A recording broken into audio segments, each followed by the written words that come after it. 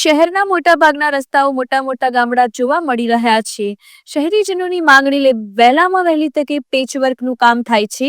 આવો જ પ્રશ્ન વોર્ડ નંબર 11ના કોર્પોરેટર તપન પરમાર દ્વારા કમિશનરને લેખિતમાં જાણ કરી। તપન પરમાર દ્વારા રસ્તાના પ્રશ્નોને લઈ સાંસદ ધારાસભ્યને લેટર લખી જણાવેલ વહેલી તકે રસ્તાનો પ્રશ્ન હલ થાય। નમસ્કાર।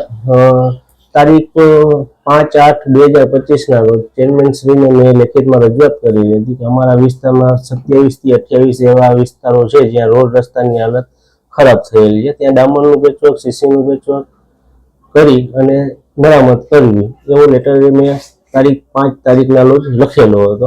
આજ દિવસ સુધી કોઈ પણ જાતની કાર્યવાહી કરવામાં આવેલી નથી અધિકારીઓ દ્વારા।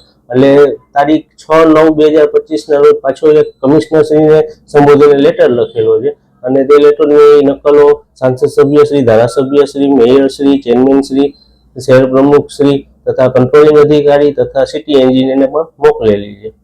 તે લેટરમાં એવું લખવામાં આવેલું છે મારા લેટરમાં કે અમારા વિસ્તારમાં રિલાયન્સ પેટ્રોલ પંપથી કૈયા સમાજની વાડી સુધી, ત્રિમંદિર વાળો રોડ, ગુજરાત ગેસથી મારુતિ ટાઉનશીપ સુધીનો રોડ, નારાયણનગરની તમામ શેરીઓ, મોહનનગરની તમામ શેરીઓ, પ્રભાતનગરનો મેઇન ઢાળિયો, યોગેશ્વર નગરનો મેઇન ઢાળિયાથી શેરી નંબર 1 સુધી અને શ્યામ ટાઉનશીપ, વૃંદાવન ધામ 1-2, ગુલામનગરની શેરીઓ, તારિયાનો મંદિર વિસ્તાર, રવિ પાર્ક વિસ્તાર, રામવાડી વિસ્તાર, અનેક વિસ્તારોમાં રોડની હાલતમાં ખાડા અને ખબડા થઈ ગયા હોય, અવર જવર કરવામાં પબ્લિકને બહુ મુશ્કેલીઓ થતી હોય।